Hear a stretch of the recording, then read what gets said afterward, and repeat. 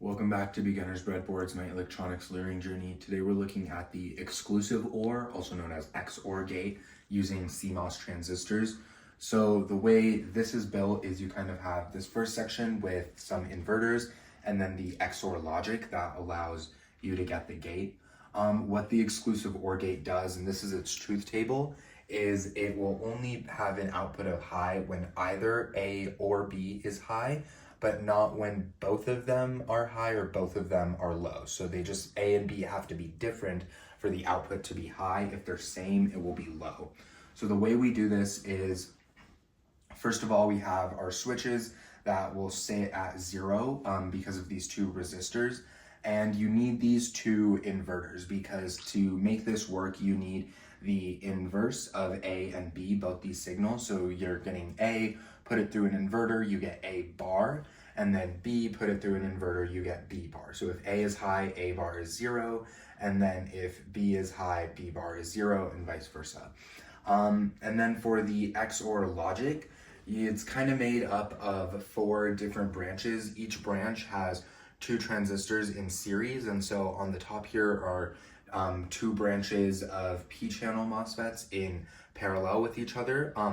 One of them receives A, and then one of them B bar, and then on this branch, one of them gets A bar, and one of them gets B. And then on the bottom, these are N-channel MOSFETs. Pretty much a very similar setup. There's 2 branches.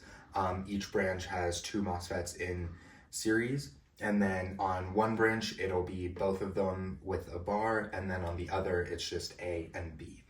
And so the way the XOR logic gets there is if we want to have a path from VDD to Y if there are 2 different signals. So if A is high, if A is low and then B is high, the invert of B bar will be low, which means that there will be a path from VDD there.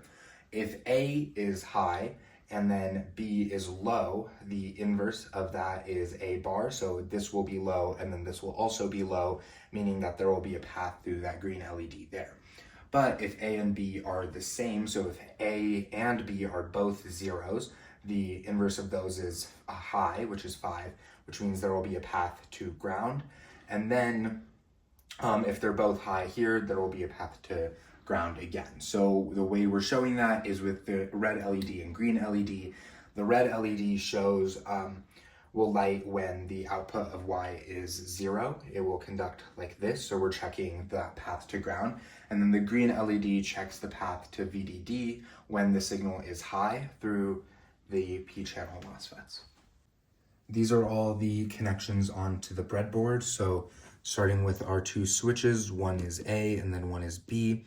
This are the 2 inverters, which their outputs get as the A bar and B bar, made up of these 4 MOSFETs. And then there's lots of connections here, but these are the MOSFETs that make up the XOR logic. So on the bottom, we have the N-channel ones, and then the top here are the P-channel ones. And then the outputs go to these 2 LEDs. So the red LED is a low output of the XOR gate, and then the green LED is when the output is high.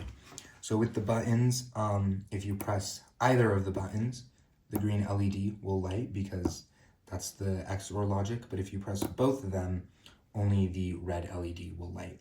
And there's like a small flicker when it just switches, but when you press either one, it's the green LED that lights, and then both, it's the red LED.